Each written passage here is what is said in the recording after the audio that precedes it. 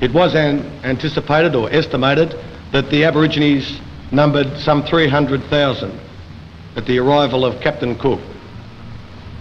This number has dwindled dramatically and has definitely been the fault of white settlers in this country. He was also Bruce McGuinness, co-director of the Aborigines Advancement League of Victoria, talks to students at Melbourne's Carey Grammar School. He was a very proud and strong man until the European came to this country. What is he now?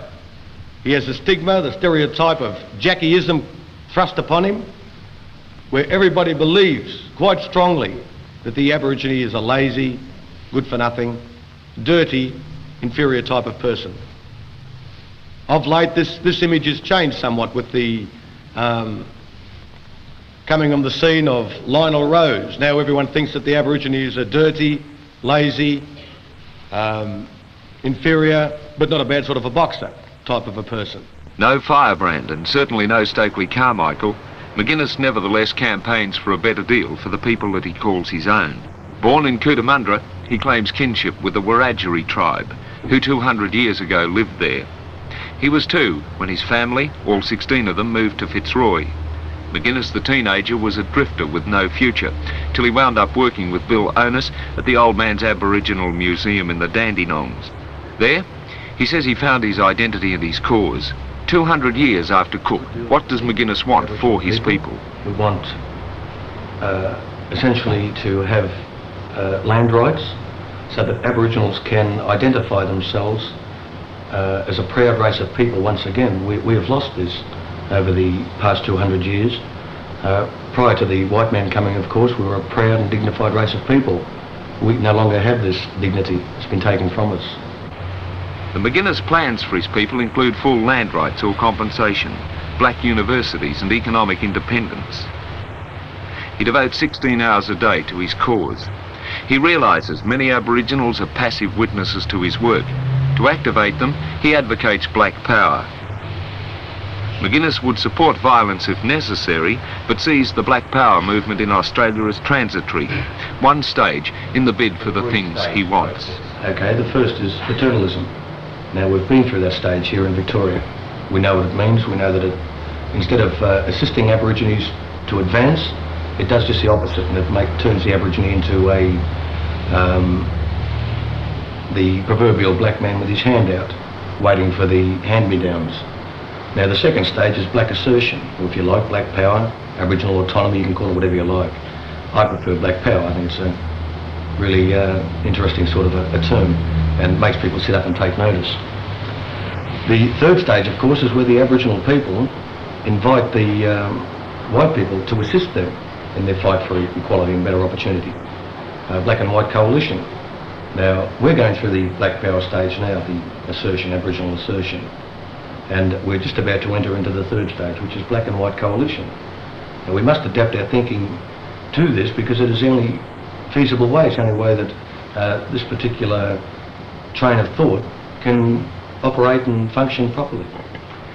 Frankly, I find the term black power offensive, and I wonder if you're aiding your cause by using it as often as you do. It's one that tends to be misunderstood. Well, when we first used the term black power, a heck of a lot of people got frightened, particularly Aboriginal people. European people didn't get frightened as much as they felt insulted that Aboriginal people could possibly, be so ungrateful as to want something like black power when so much had been done for them during this paternalistic era. Well, we found that the term black power made a lot of people, after the initial shock, the fright, the fear and the indignation, after this there emerged an understanding, a different conception of Aboriginal people. The stereotype of Jackieism had been done away with, and people started to see Aborigines in a new light. One part of the policy of black power is to breed, baby, breed. Are you keeping to this? Not you personally, but the Aborigines? Yeah, well, I'm doing my bit too, and I honestly believe that this is a great idea. Now, the Aboriginal population is down to 140,000. In 13 years' time, we've been told that this will mushroom to 280,000, it will double. We haven't got any set policy of breed, baby, breed, but we're doing it anyway. This is the age of white power. How long will it last, do you think? Until Aboriginals can take advantage of still a power which is far, far greater than that of white power, and that is green power, the power of the dollar.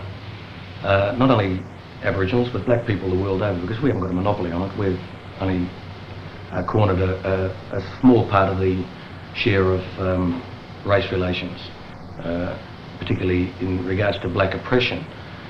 When you take movements like the Third World Movement, it's really frightening. And you think of the situation as it exists in America and Africa, then anything that we do here in Australia is really minuscule compared in comparison with this.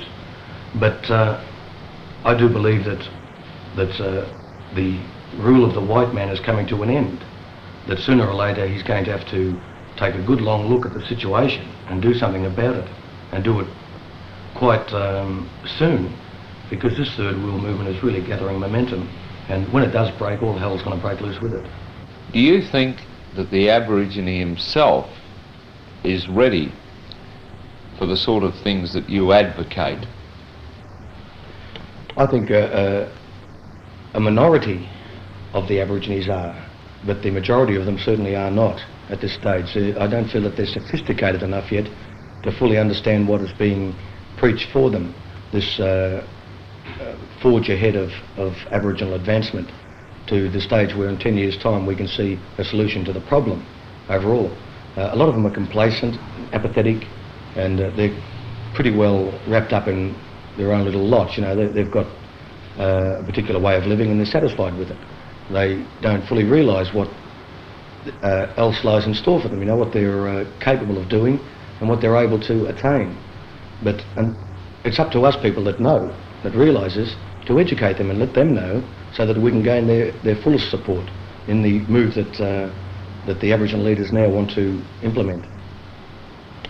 If black is right, how does Bruce McGuinness become involved when in fact you're not a purebred Aborigine? Well, I don't blame myself for this or in any way. I regard myself as an Aboriginal. I don't adopt your caste system or class system that the whites are trying to impose on us. They're trying to divide us in this way too, by saying you're a part Aboriginal, you're a half caste, a quarter caste, Noctoroon. And they do it in other fields as well with the middle class society. They elevate Aborigines to this particular stage, and even as far as high as the elite, where we have people like Lionel Rose and Harold Blair, Charlie Perkins, who enjoy a pretty wealthy and affluent sort of an existence. But I try not to let myself get away from the real problem. And if I'm going to feel for this problem, then I have to be a part of it. I have to associate with Aboriginal people that are being discriminated against. And to do this, of course, I have to live with them and eat with them and sleep with them, more or less. And I do this. Now, for people to turn around and say, okay, you're not a full-blood Aboriginal, from a white man's point of view, this is true, but certainly not from an Aboriginal's point of view. Like, it wasn't my fault that my great-great-grandmother was raped by a white man.